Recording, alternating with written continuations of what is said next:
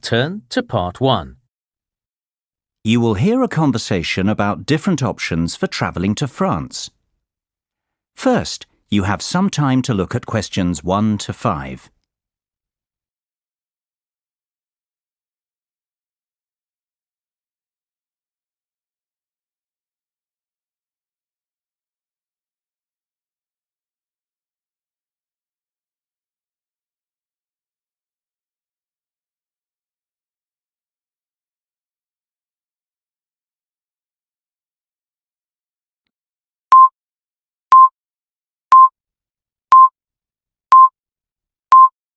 Good morning. Hi, How can I help you? I'm looking for information about travelling to France. I'm studying in Nice next year and need to go there in September. I'm thinking of driving, so I guess it's either through the Channel or by ferry. I think the ferry's a lot slower, isn't it? Indeed it is. It takes around 9 hours from London to Paris, including the overland bits. And usually it's more expensive too, unless you book well ahead of time. Then sometimes the ferry's more affordable. How much does it cost? Well, when you take the train and the ferry now, you must buy your tickets separately. Actually, I'd prefer to take the Channel.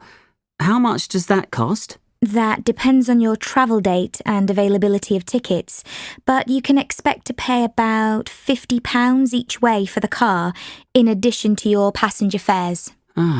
It's not cheap. No. Will you be using your car a lot while you're in France? Not really. But I'll have a lot of luggage, so it seems like the easiest way. Besides, I hate flying. Driving is never the easiest way to get from the UK to France, I'm afraid. And of course, your steering wheel will be on the wrong side when you get there. If you're not going to need your car when you arrive, may I suggest leaving it at home and travelling by train? It's much faster, more affordable, and you can take as much luggage as you need. There aren't limits. Oh, I didn't know that about the luggage. That's good. It would certainly be more relaxing, I suppose. OK, tell me about the train. It's definitely the most popular option these days. Eurostar has now captured over 70% of the London to Paris market from the airlines. And maybe this has something to do with the fact that 92.4% of Eurostar trains run on time, against just 65% of flights on the same routes. From central London to central Paris, Eurostar is faster than flying as well. And the Eurostar is what exactly? A train company? Oh, sorry. The Eurostar is the high-speed passenger train that runs from London to Paris via the Channel Tunnel. Eurostar can reach 186 miles per hour, and the journey takes just 2 hours 15 minutes. Before you hear the rest of the conversation, you have some time to look at questions 6 to 10.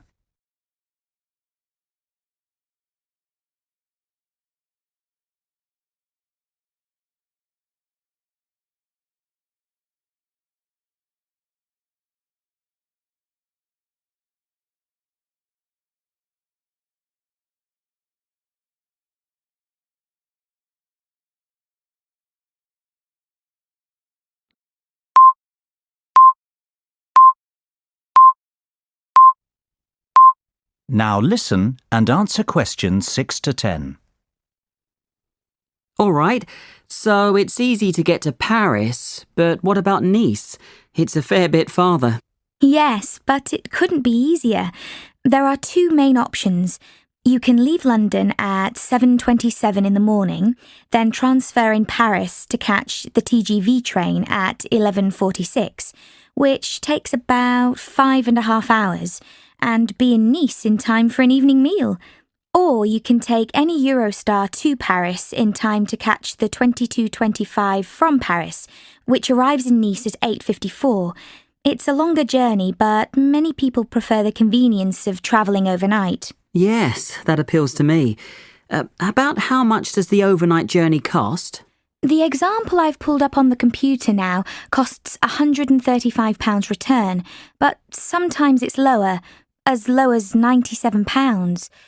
I'll write down a couple of website addresses for you, and you can search for various times and fares on your own. Thanks, that's great. Oh, one more thing. I'll need a single fare because I won't be returning for a while. Is that going to be more expensive? No, don't worry. Singles are approximately half of the return fare, though this wasn't true several years ago when it wasn't uncommon for a return to be cheaper than a single. Okay, this sounds good. But what about flying? Is that an option? If you aren't going to opt for taking the train, flying is another good option. While the train's the fastest way to travel from London to Paris, you can actually save time by opting to fly from London to the south of France. I guess there's an airport in Nice, isn't there? Yes, the Nice Côte d'Azur airport. It's about 7 kilometres from the centre of Nice. Since it's the third most important airport in France, after Charles de Gaulle and Orly in Paris, there's no shortage of flights. Oh. Do you know exactly how long it takes? 2 hours. That's quick. Yes, but you need to consider that you'll lose time checking in and waiting to collect luggage and such. And of course, there's a baggage allowance. True. All right. Thanks very much for your help. I've got a lot to think about now. No problem at all. Feel free to come back if you have more questions. That is the end of section 1. You now have half a minute to check your answers.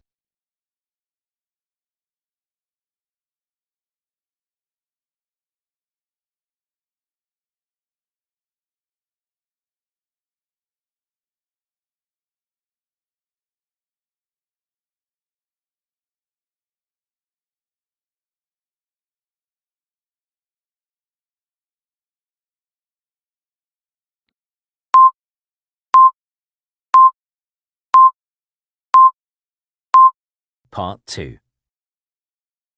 You will now hear a guide talking about an architectural development in the city of Birmingham. First, you have some time to look at questions 11 to 15.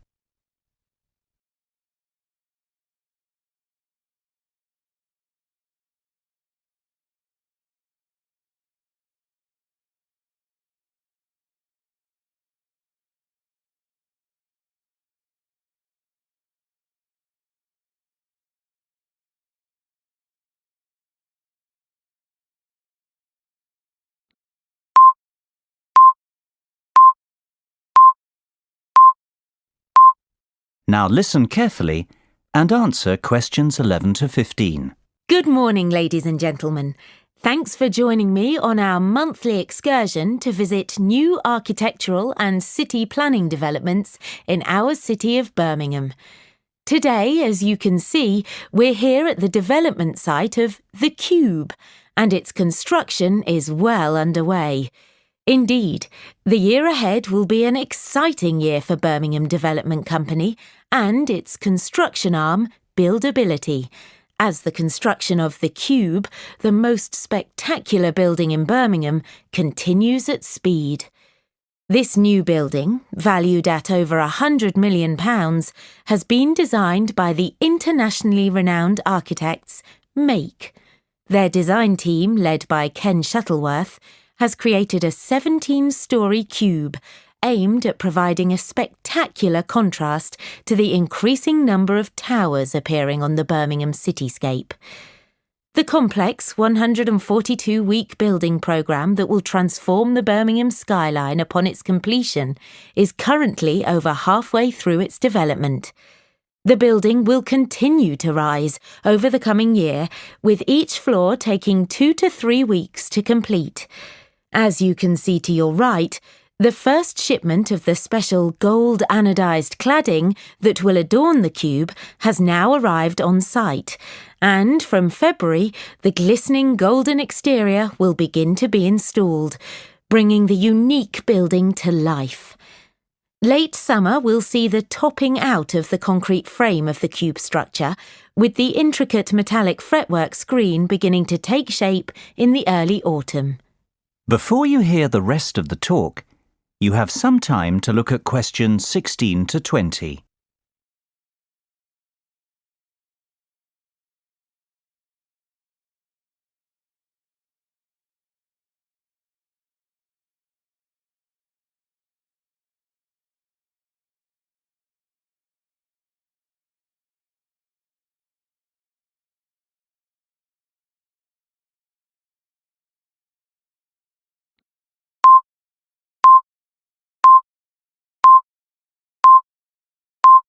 Now listen and answer questions 16 to 20.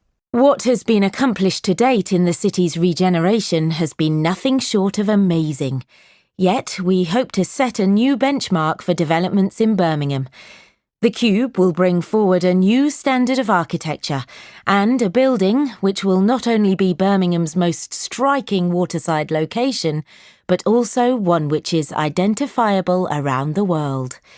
The Cube breaks all the boundaries of what has been achieved in Birmingham so far. The finished Cube will be a mixed-use building.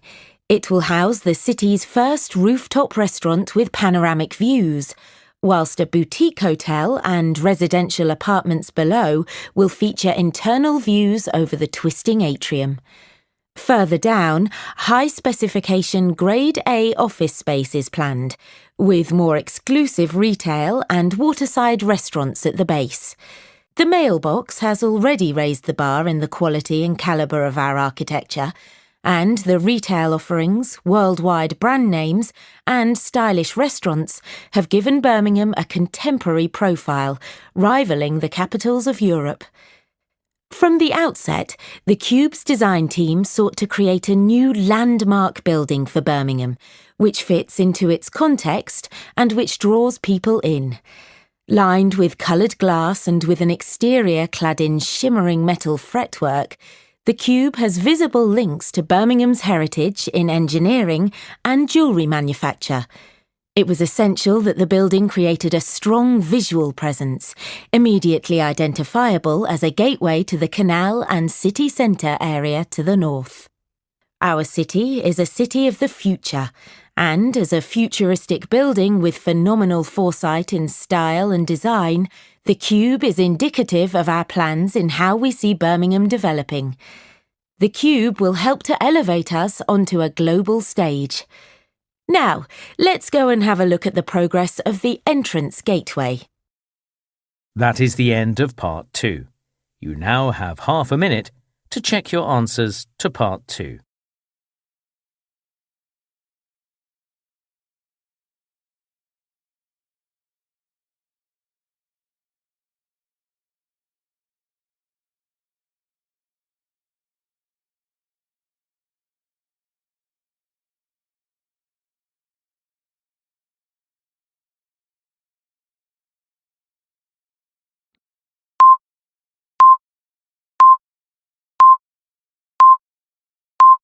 Part 3. You will hear a conversation between 4 students, Lynn, Thomas, Sophie and David. They are talking about one of their tutors, Marlena. First, you have some time to look at questions 21 to 25.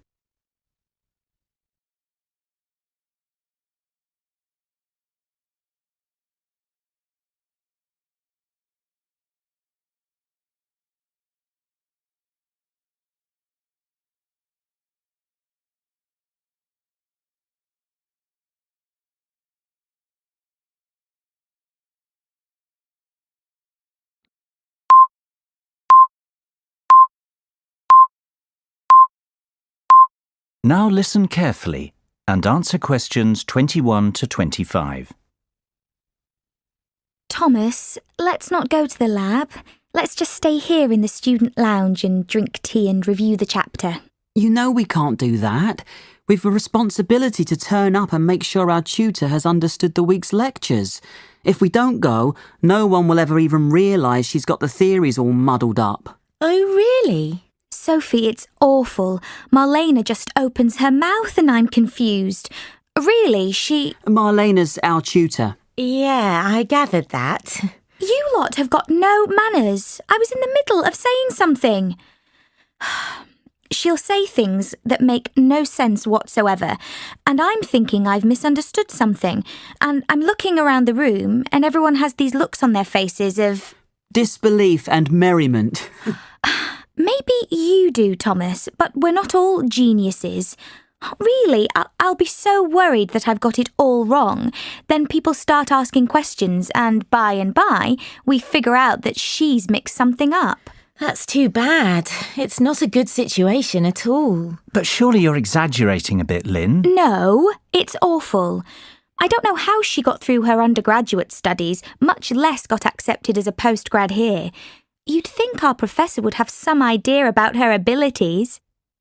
Before you hear the rest of the conversation, you have some time to look at questions 26 to 30.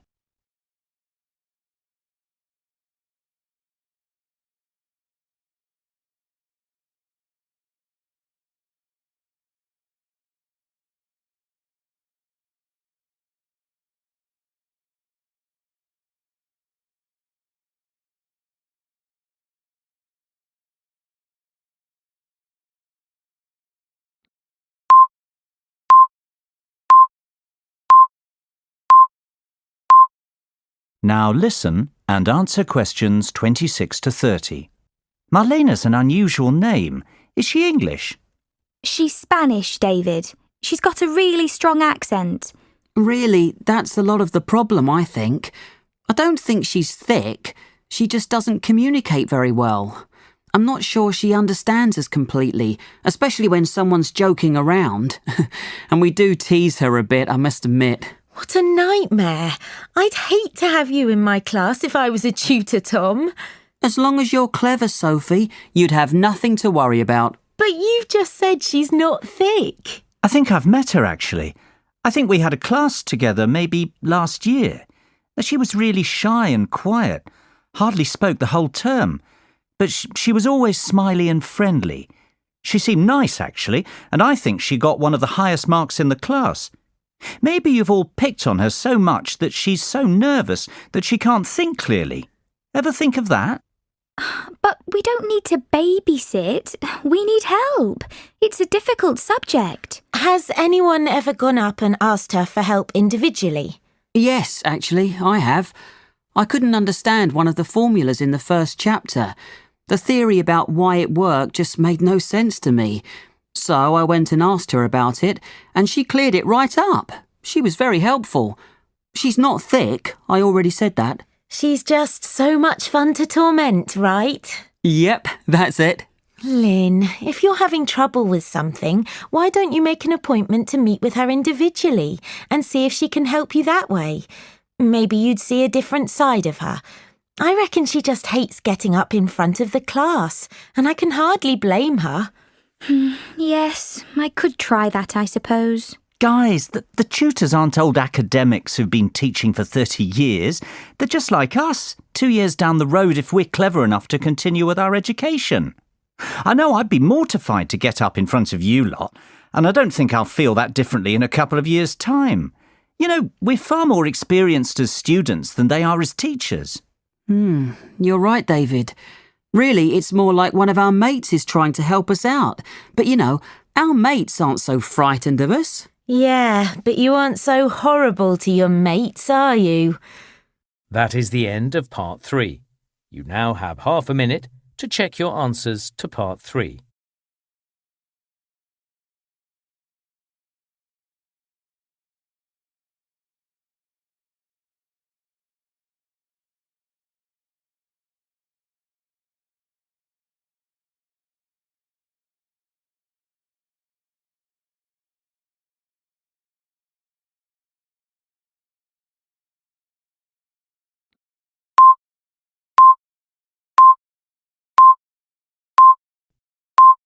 Listening, Part 4.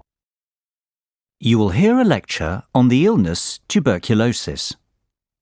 First, you have some time to look at questions 31 to 40.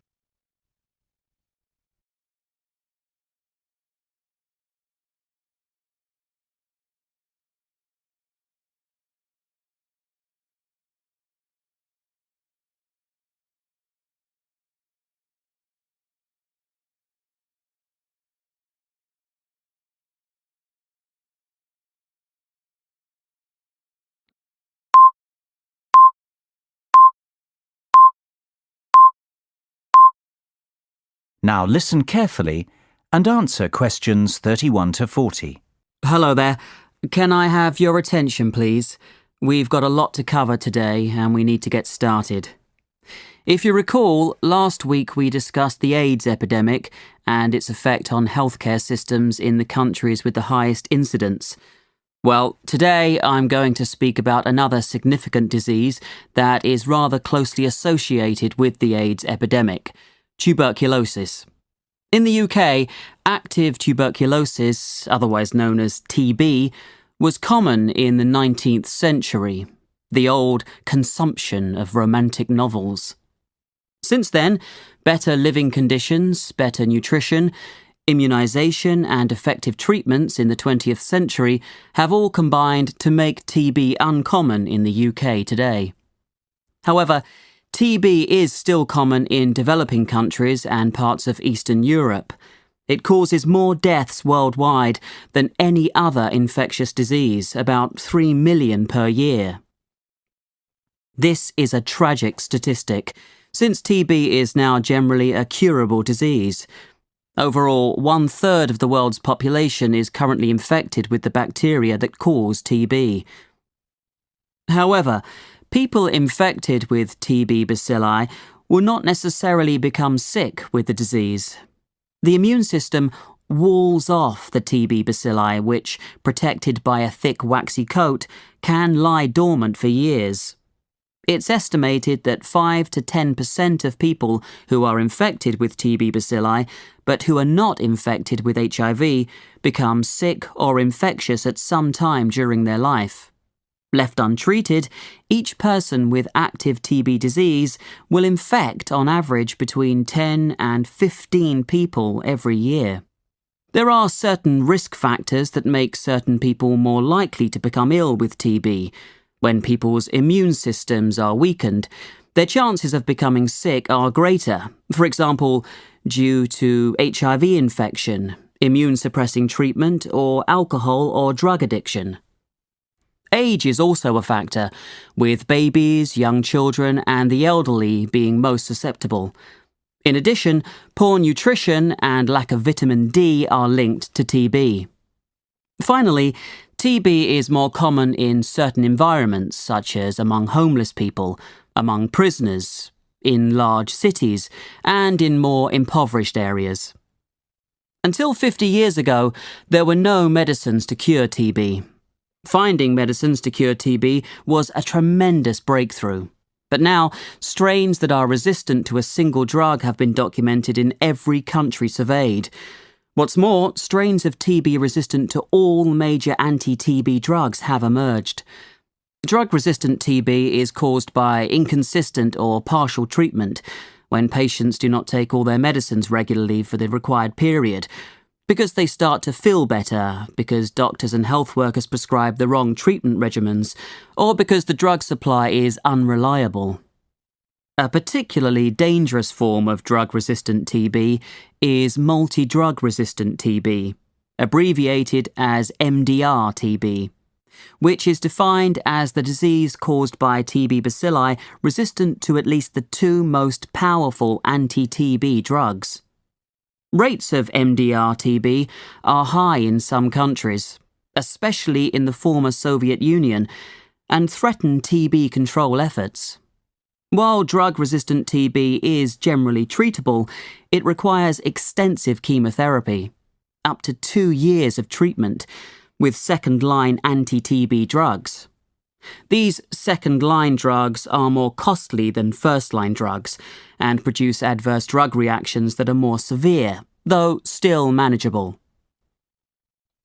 The recent emergence of extensively drug-resistant TB, called XDR-TB, particularly in settings where many TB patients are also infected with HIV, poses a serious threat to TB control, and confirms the urgent need to strengthen basic TB control and to apply the new WHO guidelines for the management of drug-resistant TB. That is the end of part 4. You now have half a minute to check your answers.